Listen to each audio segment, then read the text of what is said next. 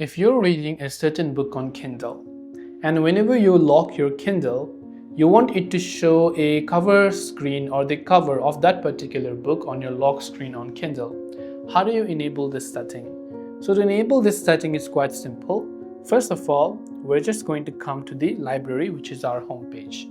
Now from there, to enable this setting, tap the three dots icon, then simply go to settings. Let me try that again. Three dots icon and simply try going to settings.